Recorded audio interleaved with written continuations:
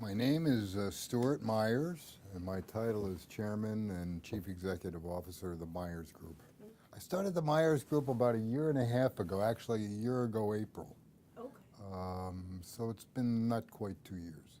The Meyers Group is a development and management real estate oriented company that works in the area of rental housing, Okay. building rental communities, or managing them, acquiring them as well. We do mixed-use ground-up development, meaning we both develop the housing element and possibly the commercial element. We're also in the hotel business. And so let me give you a little overview of the company. Having been in business less than 2 years, we're pretty far along with several projects, and we have 2 theaters of operation, one here in Florida and another in West Texas, actually in El Paso, Texas, and I'll get to that in a moment. So our operations here in Florida consist of the following. I was the founder of a company called the Cornerstone Group, which I recently sold my interests into my former partners, and they're going on with that business, which still exists. Wherein we developed over 15,000 rental apartment units in about 60 communities throughout Florida, all using the low-income housing tax credit. So this is all affordable housing. I recently reached a settlement with them. We had some disputes going on, but we've settled that now, and they're going forward with the business and buying me out. So as a result of that, I was free to go out and start up whatever operations I want. There are no restrictions on non-competes or anything like that. And so I founded our group, and since have done the following. We acquired, as part of that settlement agreement, let's call it, one property up in the north end of the county. Actually, it's in Hialeah off 57th Avenue, just north of the Palmetto, where it goes east-west, called Spinnaker Cove Apartments. It's 220 units. It's affordable under the tax credit, low-income housing tax credit.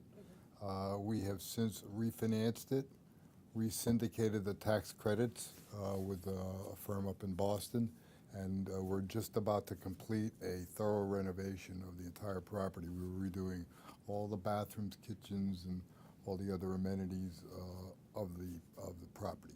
So that's about to culminate in completion probably January, February of this year. Very successful, 100% occupied, and that's our only tax credit property at the moment. I'm not saying we're not open to acquiring more, but at the moment we only own that one. We also have acquired and operate a 325-unit brand new, what we call market rate rental community in Fort Myers called Channelside Apartments. It was built by a friend of mine, and we acquired it as a result of his completion and lease up. It's a very successful operation. It's a higher end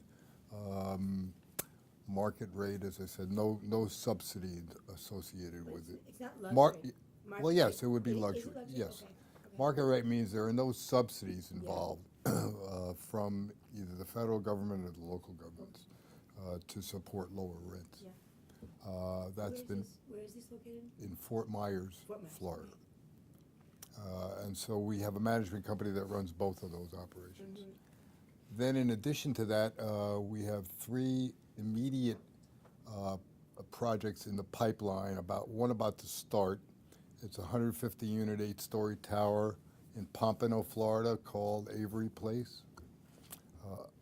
It's being built as an infill project on a site that currently houses an office complex, a bank, and a few other amenities, along with a parking garage.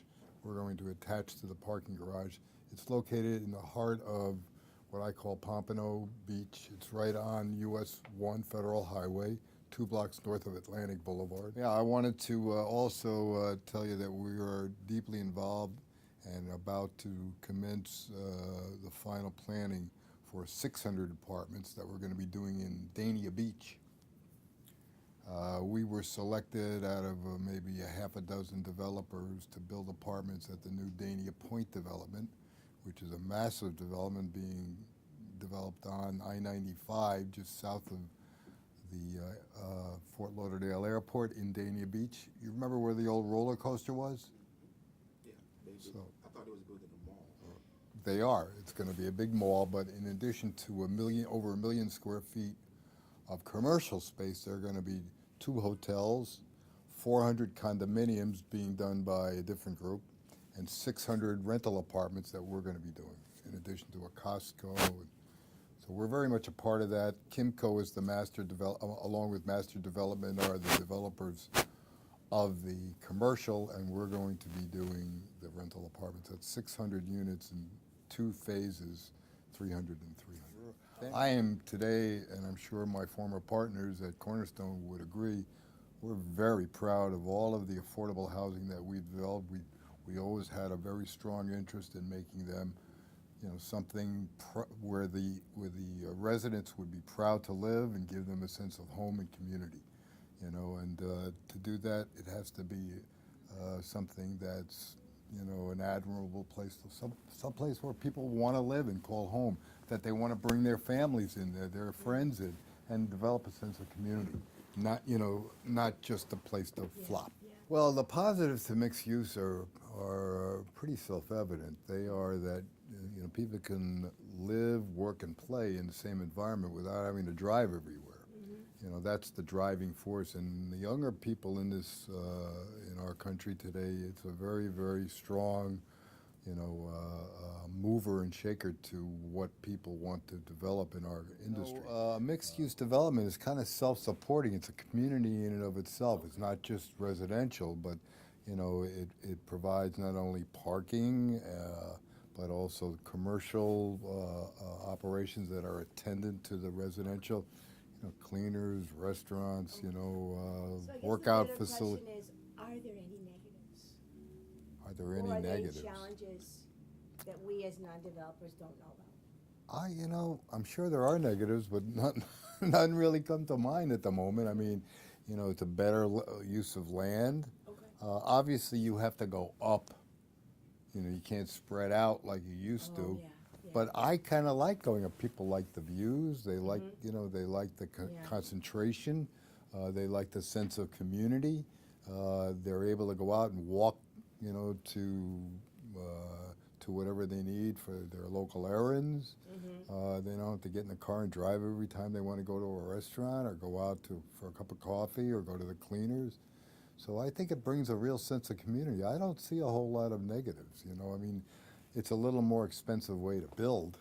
Okay. So the rents have to, be in line with that to make them, economically achievable.